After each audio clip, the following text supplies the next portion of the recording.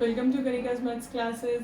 आज हम क्लास 9 का टॉपिक डिस्कस कर रहे हैं दो चरों वाले रैखिक समीकरण। हम अपनी प्रीवियस वीडियो में डिस्कस कर चुके हैं कि दो चरों वाले रैखिक समीकरण क्या होते हैं या किस समीकरण को रैखिक समीकरण कहा जाता है। इस टॉपिक में हम डिस्कस करने जा रहे हैं कि समीकरण का हल क्या है। आइए जानते हैं। समीकरण अगर आपका एक चर का है और रैखिक समीकरण है तो उसका हमेशा अद्वितीय हल होता है। फॉर एग्जाम्पल हम ले लेते हैं x+3 बराबर 0। यहाँ पर देखिए x की एक ही वैल्यू हमें मिलेगी, वो भी एक यूनिक वैल्यू होगी, एक अद्वितीय सॉल्यूशन होगा, अद्वितीय हल होगा। अद्वितीय हल का कि एक और बस केवल एक ही हल उसका संभव है। तो अगर आपका रैखिक समीकरण एक ही चर का है तो उसका एक ही हल होगा जो कि यूनिक होगा, अद्वितीय हल होगा। बट यहाँ हमारा जो टॉपिक है वो है दो चर वाले रैखिक समीकरण।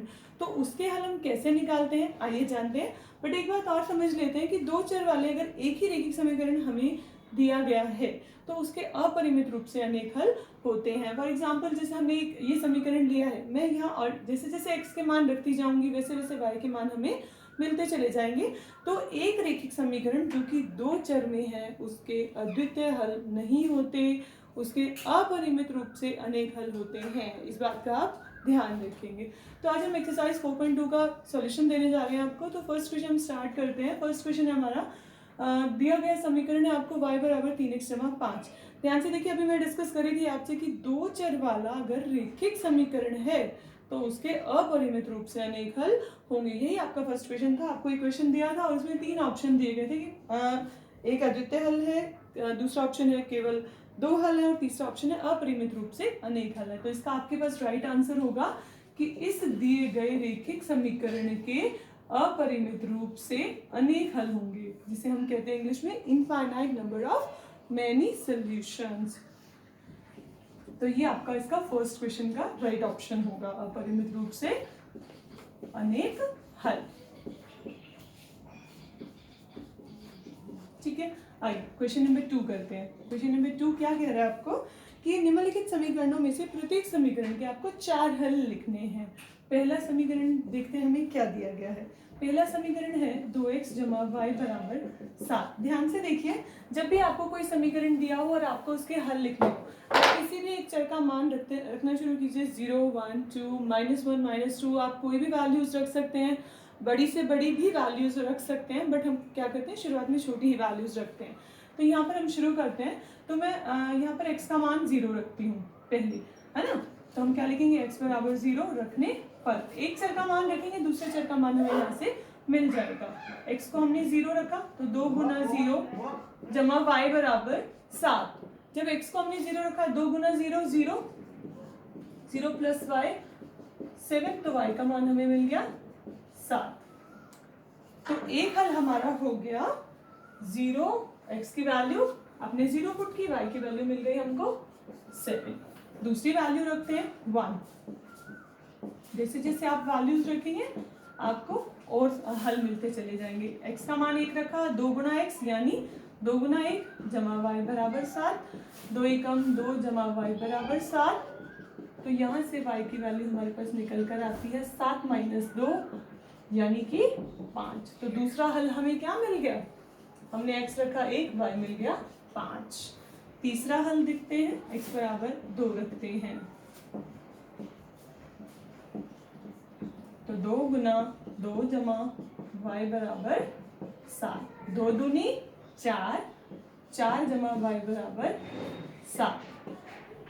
4 यहाँ जुड़ रहा है, वहां भेज दीजिए, माइनस हो जाएगा। 7 - 4 दैट इज 3। तो जब आपने x का मान 2 रखा तो y का मान हमें मिल गया 3। आइए अब रखते हैं x बराबर 3।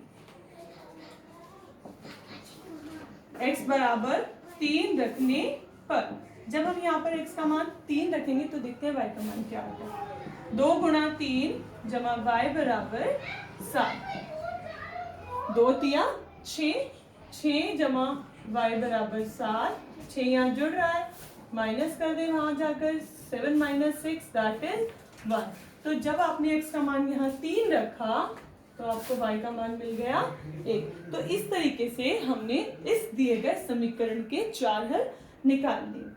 आइए दूसरा भाग डिस्कस करते हैं। दूसरा समीकरण हमें दिया गया है πx जमा y बराबर 9।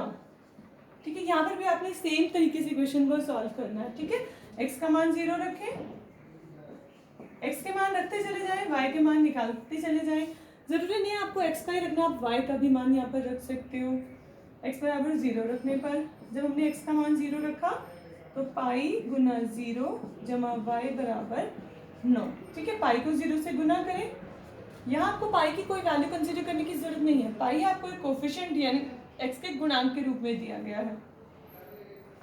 0 plus y equals to 9, that is y equals to 9। तो आपको क्या सोल्यूशन मिला? 0, 9। x बराबर 1 रखने पर जब आप x को 1 रखेंगे देन पाई गुना 1 जमा y बराबर 9। पाई को 1 से गुना करें, आपको पाई मिलेगा। अब पाई यहाँ ऐड हो रहा है, वहां शिफ्ट कर दें, माइनस हो जाएगा। So you get the value of y that is 9 minus pi. तो जब हमने x को 1 रखा तो हमें दूसरा हल मिल गया, यानी y की वैल्यू जो मिली 9 माइनस पाई, तो इसका एक हल और हो गया 1, 9 माइनस पाई। x को 2 रख दें,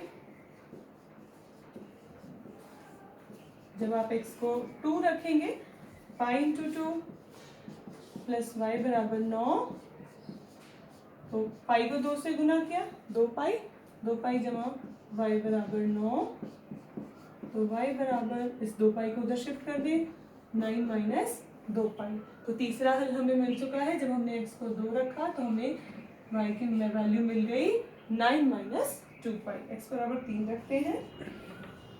बस ये 4 ही हल हमें यहाँ पर डिस्कस करने हैं। हम चाहें तो और भी हल निकाल सकते हैं, क्योंकि हम पहले ही कह चुके हैं कि एक समीकरण के अपरिमित रूप से अनेक हल होते हैं। तो पाई गुना 3 जमा y बराबर 9, 3 पाई जमा y बराबर 9, y बराबर 9 माइनस 3 पाई। तो आपको यहाँ चौथा सोल्यूशन मिल चुका है 3, 9 माइनस 3 पाई। ठीक है, तो इस तरह आपको 4 हल मिल चुके हैं।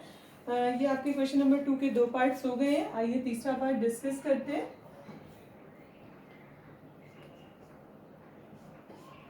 तीसरा पार्ट देखते हैं। हमारा तीसरा समीकरण है x बराबर 4y। x बराबर 4y। देखिए x क्या है? 4 गुना y। तो y की जो जो वैल्यूज आप पुट करेंगे उस हिसाब से आपको x की वैल्यूज मिलती चली जाएंगी। तो यहाँ पर हम y के मान रख रहे हैं। ठीक है, y बराबर 1 रखने पर जब आप y को 1 रखेंगे तो x क्या होगा? 4 गुना 1 यानी कि 4। ठीक है, जब आप y को 2, हाँ एक हल हो गया आपका। अब ध्यान रखिए कि हमने y की वैल्यू रखी है, पहले x का मान लिखा जाता है हल में हमेशा, बाद में y का। y को जब हम 2 रखेंगे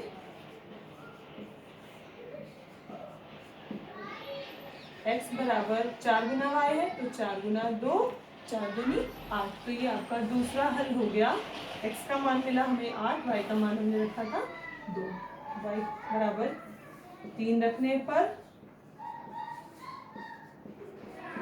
x बराबर 4 गुना 3, तो 4 3 12। यहाँ आपको मिला 12, x की वैल्यू 12 और y की वैल्यू थी 3। जब y को 4 रखेंगे, या चौथा हल है हमारा।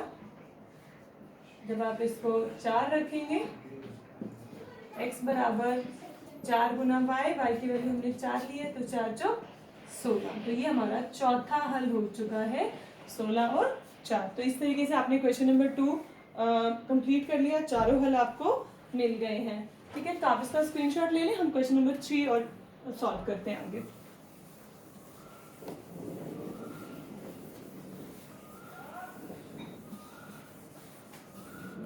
क्वेश्चन नंबर 3 में आपको बताना है कौन से समीकरण के हल हैं और नहीं। तो आपको चेक करना पड़ेगा। क्वेश्चन नंबर 3 में आपको 5 हल दिए गए हैं, तो आप हम इसमें पुट करके देखेंगे, जो इसको सेटिस्फाई करेगा वो इसका हल हो जाएगा। तो आपका समीकरण है x जमा 2y बराबर 4। x घटा 2y है यहाँ पर। ठीक है, तो हम फर्स्ट पार्ट यहाँ पुट करके देखते हैं। आपको दिया गया है 0 2, 0 2 मीन्स फर्स्ट वैल्यू x की, सेकेंड वैल्यू y की। तो आप x बराबर 0 और y बराबर 2 रख कर देखें। अगर ये इसको संतुष्ट करता है तो ये इसका हल होगा, वरना नहीं होगा। तो x को 0 पुट किया माइनस y को 2 पुट किया बराबर 4। तो 0 माइनस 4 इक्वल्स टू 4। तो -4 इक्वल्स टू 4 ऐसा संभव नहीं है। असंभव है, तो इसका मतलब ये इसका हल नहीं है। इस तरह आप चेक कर सकते हैं कि कौन सा हल इसका होगा। ये समीकरण का हल नहीं है।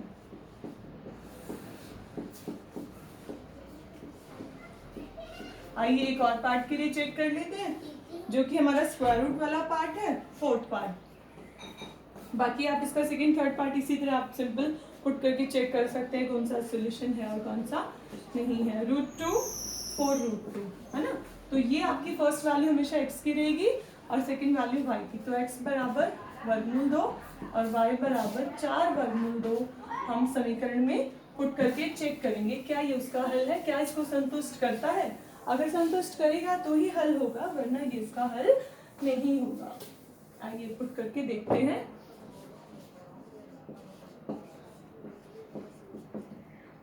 तो ये हो गया आपका √2 - 2 × 4√2 बराबर 4। वर्गमूल वाला है, बाकी इसमें कुछ और डिफरेंट नहीं है, वैसे ही सेम आपको करना है। इसके लिए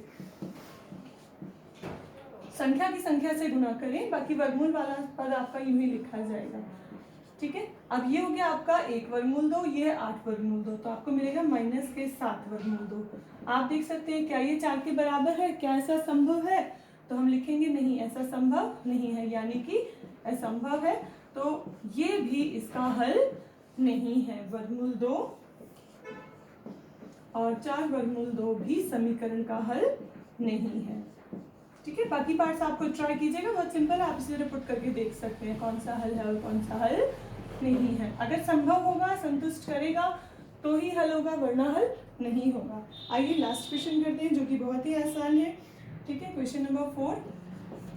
आपको एक रैखिक समीकरण दिया गया है 2x = 3y = k। आपको कहा गया है कि x बराबर 2 और y बराबर इसका एक हल है। जब x बराबर 2 और y बराबर 1 इसका हल है, तो आपको इस k का मान ज्ञात करना है, जो कि एक अज्ञात राशि है। तो आप पुट कर दें यहाँ पर x बराबर 2 और y बराबर 1 रखने पर पुट कर दीजिए। 2x का मतलब 2 गुणा x और x की वैल्यू भी 2 है, जमा 3y, 3 गुणा y का मान 1 है, तो 3 गुणा 1। ठीक है, 2 दूनी 4 जमा 3 एकम 3 बराबर k।